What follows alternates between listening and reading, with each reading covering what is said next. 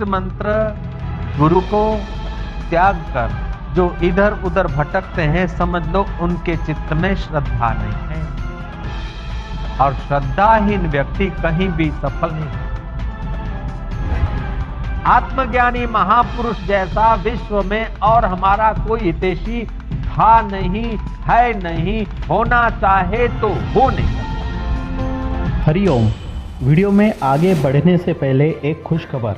Doctor Prem ji वाला video जो है प्रभु इस चैनल पर था, और गुरु परिवार खतरे में यह वीडियो ईश्वर की ओर चैनल पर था।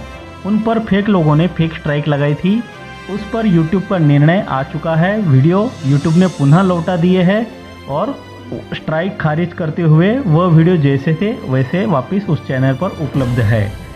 तो उन वीडियोस की लिंक डिस्क्रिप्शन में दी हुई है, वहां जाकर देख सकते हैं। और फेक स्ट्राइक देने वालों के लिए एक प्यार भरा निवेदन कि इस तरह के स्ट्राइक देकर आप अपना ही इमेज खराब करते हैं, आइंदा ऐसी गलती ना करें।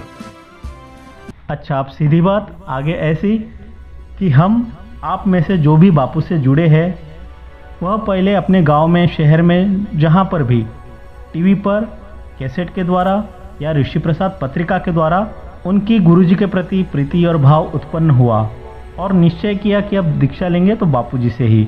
फिर आश्रम आते हैं, शिविर भरते हैं, सत्संग सुनते हैं, दीक्षा भी लेते हैं। दीक्षा में बापूजी कहते हैं कि अब कभी अपने आप को अकेला मत महसूस करना, और सारा शिष्य समुदाय गुरुजी का ही परिवार है।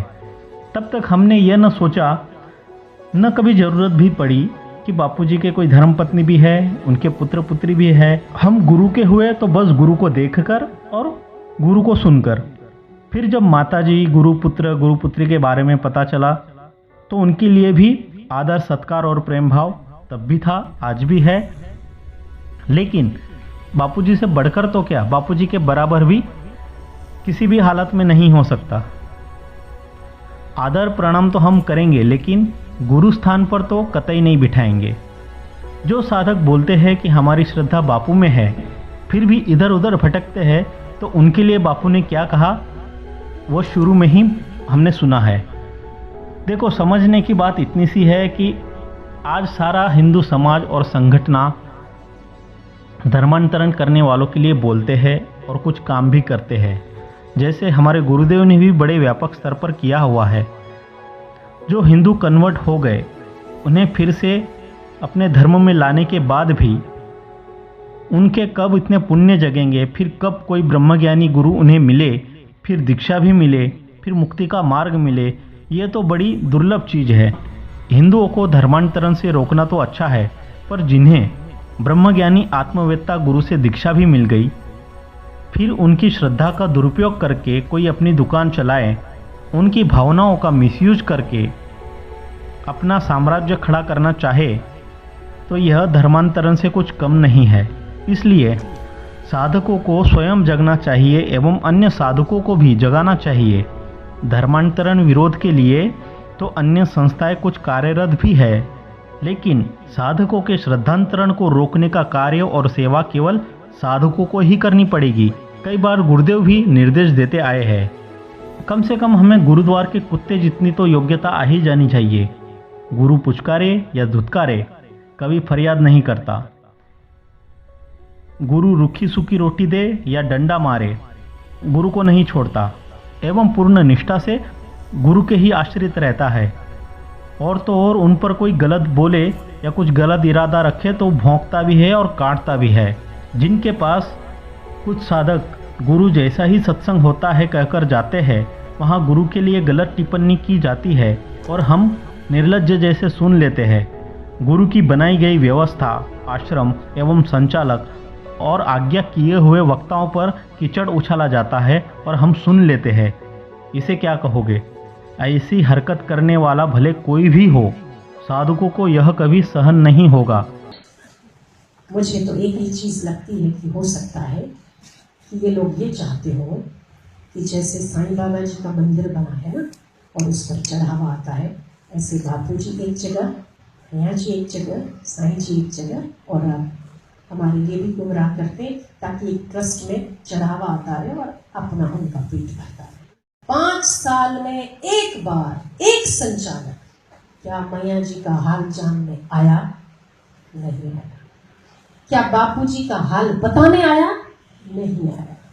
क्यों नहीं आया?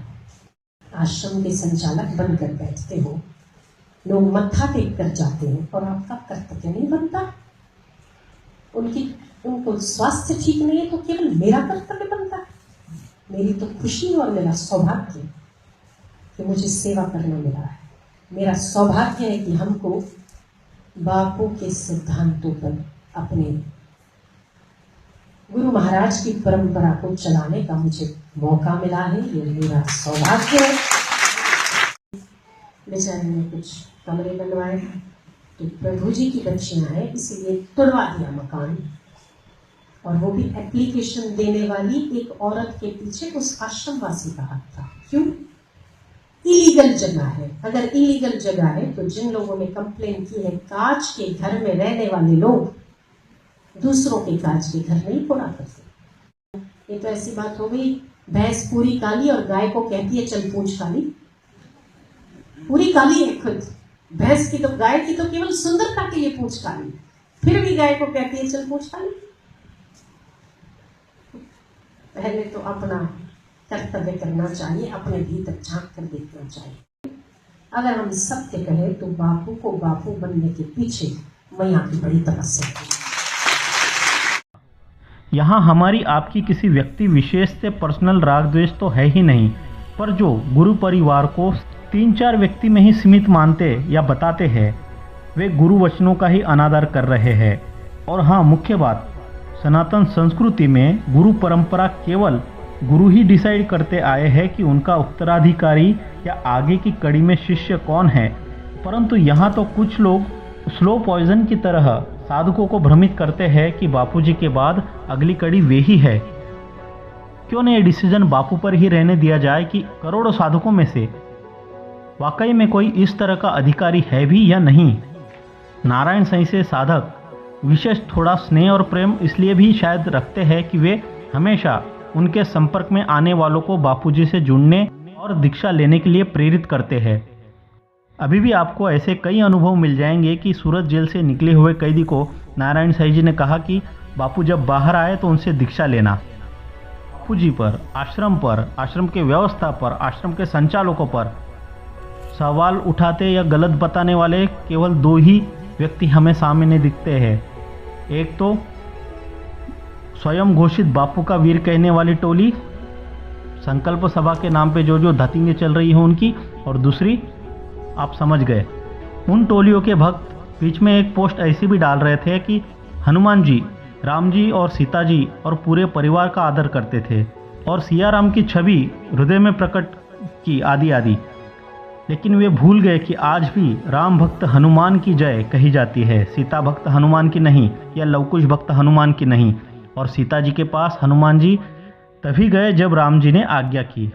साधक ईमानदारी से सोचे और बताए कि बापू के अलावा किसी और को सुनने या किसी के पास जाने की क्या वजह है। कोई एक वजह बता दो, कोई एक कारण बता दो कि बापू जी के अलावा किसी और के पास हमें जाने की जरूरत पड़े। कोई कहेगा बापू अभी हमारे बीच नहीं है, तो भाई पहले भी क्या बापू रोज सुबह शाम हमारे साथ में रहते थे? अब बापू हमारे बीच में नहीं तो ऐसा बोलकर बापू जी की व्यापकता और गुरुता का हम अपमान ही कर रहे हैं। कुछ कहते हैं सत्संग सुनने जाते हैं। हाँ बिल्कुल अच्छी बात है, सत्संग सुनना अच्छी बात है। सत्संग नहीं करेंगे तो कुसंग जरूर होगा। पर गुरु जी ने कहीं कुछ कमी रखी है सत्संग देने में? ये मेरी तरफ से कहता हूँ, ये अतिशयोक्ति नहीं होगी अगर मैं कहूँ कि गुरु जी की लाखों कैसेटों में से कोई भी एक कैसेट रैंडमली उठा ले और उसे सुने तो आत्मज्ञान पाने में और 100 में जगने के लिए वह एक कैसेट भी अपने आप में पर्याप्त है।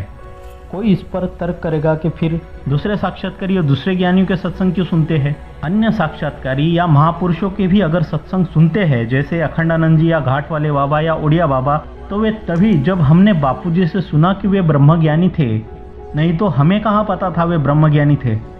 बापूजी जिसे प्रमाणित करे या आज्ञा करे उनका हम सत्संग सुन भी सकते हैं। आगे एक तर्क आता है कि बापू गए तब इन्होंने ही हमें संभाला है। आप हम कोई छोटे दूध पीते शिशु नहीं हैं जो कोई संभाले।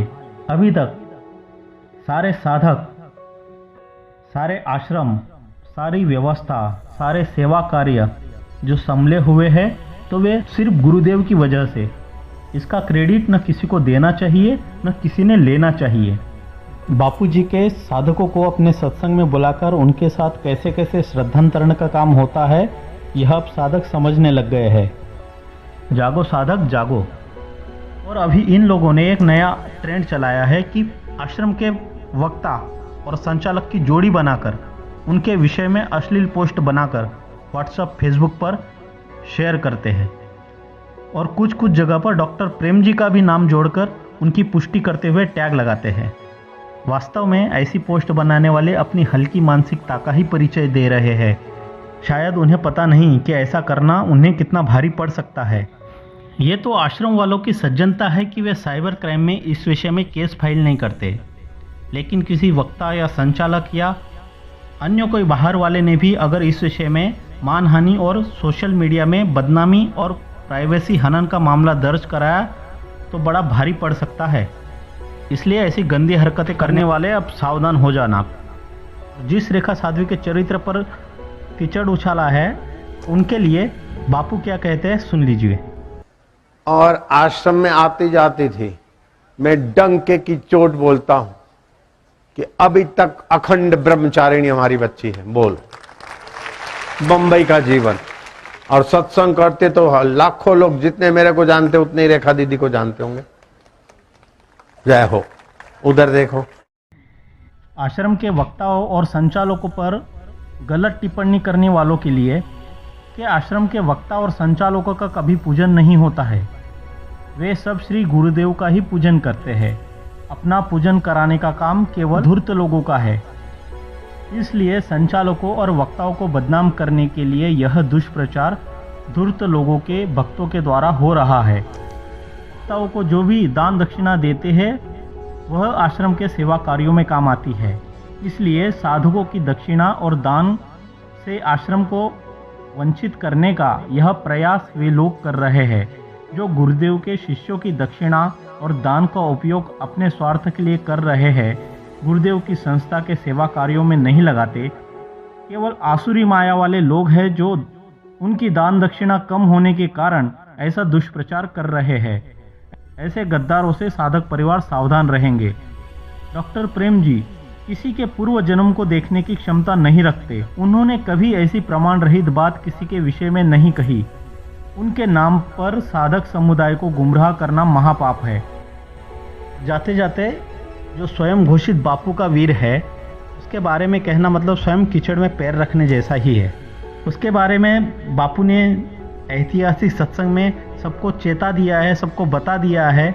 फिर भी जो उसके या उसके चमचों के चंगुल में फंसे हुए हैं उनके लिए बापू जी ने स्पष्ट रूप से जो चेतावनी दी है, जो संकेत दिए हैं। अब कोई लेटर पेड आवे या बापू की आज्ञा है या बापू का वीर बोलता है, बापू के शिष्य की है बापू ने ये कहा है, भ्रामक प्रचार में नहीं पढ़ना। मेरे सिद्धांत पे चल। अब कोई लेटर पेड आवे या बापू की आज्ञा है या बापू का वीर बोलता है, बापू के शिष्य की है बापू ने ये कहा है, भ्रामक प्रचार में नहीं पढ़ना। मेरे सिद्धांत पे चल। बापू का वीर करके कुछ का कुछ बोल देते हैं, ऐसी बातों में नहीं आओ। बापू का वीर करके कुछ का कुछ बोल देते हैं, ऐसी बातों में नहीं आओ। इस पूरे वीडियो की लिंक डिस्क्रिप्शन में दी हुई है। निष्ठा लाओ, अपना निष्ठा काम देती है। और एक गुरु के प्रति निष्ठा है, फिर दूसरी जगह भागे तो तुमने अपना सर्वनाश कर दिया। सुपात्र मिले तो कुपात्र को ज्ञान दिया न दिया, सुशिष्य मिले तो कुशिष्य को ज्ञान दिया न दिया, सुपात्र मिले तो कुपात्र को दान दिया न दिया। कहे कवि गंग सुन शाह अकबर, सूरज उदय हुआ तो और दिया किया न किया, और पूर्ण गुरु मिले तो और को नमस्कार किया न किया।